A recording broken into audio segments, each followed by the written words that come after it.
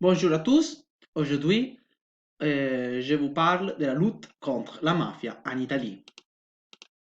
Avant de commencer la recherche sur la lutte contre la mafia et d'analyser les figures, surtout les deux plus célèbres magistrats italiens qui se sont battus contre la mafia, on commence d'abord par un excursus historique des luttes et des tensions politiques que nous pouvons identifier dans la période de 1978 jusqu'à 1992.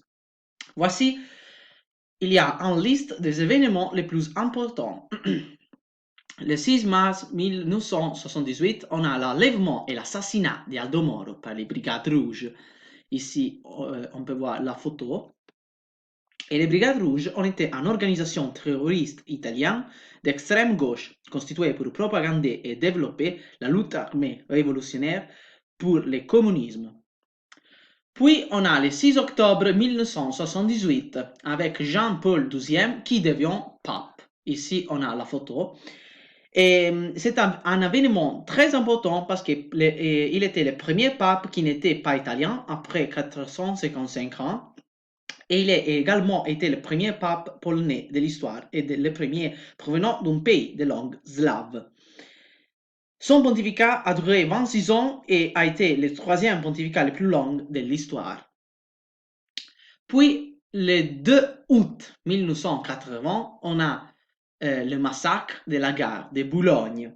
Et cet événement était le plus grave acte de terrorisme survenu dans le pays après la Seconde Guerre mondiale, où il y avait beaucoup de morts et de blessés. Le 13 mai 1981, on a l'attentat contre Jean-Paul II. En fait, il subit un attentat presque mortel de la part de Mehmet Ali Akka, un assassin turc professionnel qui a tiré sur le pape 3 coups de feu sur la place Saint-Pierre, quelques minutes après son entrée sur la place pour une audience générale. Wojtyła fut bientôt secouru et après l'attentat, il fut soumis à une intervention de 5 heures et 3 minutes. 2 ans plus tard, il voulut aller en prison pour rencontrer son attentateur et lui donner son pardon. Le 3 septembre 1982, on a l'assassinat du général Carlo Alberto Dalla Chiesa. Et ici, on parle après. Donc, le 20 novembre 1991, on a la naissance de la Direction nationale antimafia, qui a été créée par les décrets loi de le même jour. Puis, le 17 février 1992, on a l'enquête Manipulite di Tosi Tangentopoli. Et puis, le 23 mai de la même année, on a l'attentat de Falcone. Et le 19 juillet, on a l'attentat de Borsellino. On a dit que les premières victimes de la mafia, on peut considérer Carlo Alberto Dalla Chiesa, qui était un général et préfet italien. Il fut le protagoniste de la lutte contre les Brigades Rouges. Sous sa proposition fut créé le nucléo spécial antiterrorisme. Promu général de division, il fut nommé coordinateur des forces de police et d'agents d'information pour les luttes contre le terrorisme, avec des pouvoirs spéciaux. En 1982, il était nommé préfet de Palerme pour combattre Cosa Nostra, c'est-à-dire contre l'organisation mafieuse qui était une menace très grave pour l'État, comme il l'avait fait dans la lutte contre le terrorisme. Il fut tué dans la ville sicilienne quelques mois après son installation à Palerme dans le massacre de Via Carini, où il périt aussi sa femme Emanuela Setti Carraro et son agent de sécurité.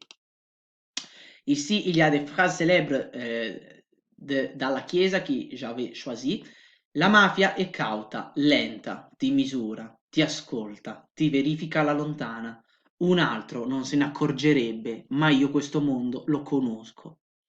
O mi danno i poteri necessari per fronteggiare la più grande industria del crimine della nostra epoca, oppure la mia nomina prefetto non servirà proprio a nulla. Après, on va introduire Falcone et Borsellino. Falcone et Borsellino ont été deux juges siciliens qui ont consacré leur vie à la lutte contre la mafia. Le lien était très fort parce qu'ils avaient grandi dès leur plus jeune âge dans le même quartier de Palerme. Le fait d'être sicilien, né et élevé contact direct avec la réalité de cette région était peut-être leur force. Falcone et Borsellino, comprenant parfaitement le mot mafieuse, comprenant le sens de honneur et de respect sicilien, et donc le langage des boss et des mafieuses avec lesquels ils devaient parler. C'est pourquoi ils savent dialoguer avec les soi-disant repentis des mafias, étant capables de gagner leur confiance et leur respect. Dans les années 90, la violence mafieuse s'est manifestée par les massacres des Capaci, dans lesquels Falcone, sa femme et 3 hommes de son escorte sont morts, et de Via D'Amelio, où ils sont morts Borsellino et 5 hommes de son escorte. Près de 30 ans se sont écoulés depuis les 2 massacres. Falcone et Borsellino restent deux héros, et pourtant le seront pour toujours. Puis on veut voir Giovanni Falcone, qui était un magistrat italien, victime de Cosa Nostra en Italie, dans la strage des Capaci. Les auteurs de l'attentat ont fait exploser une bombe sur l'autoroute A29, en transitant Falcone avec sa femme Francesca Morvillo et les 3 hommes de l'escorte, Antonio Montinaro, Rocco Di Cillo et Vito Schifani. Avec cet attentat, la mafia voulait mettre fin à l'enquête que Falcone avait menée dignement. Avec Paolo Borsellino, collègue et ami jusqu'à la mort, Giovanni Falcone est l'une des personnalités les plus importantes et prestigieuses dans la lutte contre la mafia en Italie et au niveau international. Puis on voit l'engagement dans le pool antimafia di Giovanni Falcone. Le projet du pool antimafia est né de l'idée de Rocco Chinnici avec la collaboration de Falcone et de Paolo Borsellino, les magistrats étant amis et avec un rêve en commun, rendre la ville aux Palermitans et la Sicile aux Siciliens honnêtes. La pool antimafia devait s'occuper des procès des mafies exclusivement à temps plein, avec l'avantage soit de favoriser le partage des informations entre tous les composants et de minimiser ainsi les requêtes personnelles, soit pour garantir à tout moment une vision aussi large et exhaustive possible de tous les composants des phénomènes mafieux. Chi tace e chi piega la testa muore ogni volta che lo fa, chi parla e cammina a testa alta muore una volta sola. Paolo Borsellino a été un magistrat italien victime de Cosa Nostra dans les massacres de Via D'Amelio avec un Fiat 126 volé contenant beaucoup d'explosifs télécommandés à distance qui a explosé en Via Mariano D'Amelio 21 à Palermo, sur le palais où habitant à l'époque la mère et la sœur du magistrat, où les juges s'étaient rendus visite la dimanche là. Et ils sont morts aussi les 5 agents de son escorte, Agostino Catalano et Manuela Loi, qui était aussi la première femme à faire partie d'une escorte et même première femme de la police d'État à tomber en service. Vincenzo Limuli, Walter Eddie Cosina et Claudio Traina. Avec Giovanni Falcone, collègue et ami jusqu'à la mort, aussi Borsellino est considéré comme l'un des personnalités les plus importantes et prestigieuses de la lutte contre la mafia en Italie et au niveau international. On voit aussi l'engagement antimafieux de Paolo Borsellino. Dans les récits qu'en fit même Borsellino, les poules naquit pour résoudre les problèmes des juges instructeurs qui travaillent individuellement et séparent sans échange d'informations entre ceux qui s'occupaient des métiers quantiques. Ce qui aurait pour permettre une plus grande efficacité dans l'exercice des poursuites pénales, dont la coordination aurait permis de mieux faire face aux phénomènes mafieux dans son ensemble.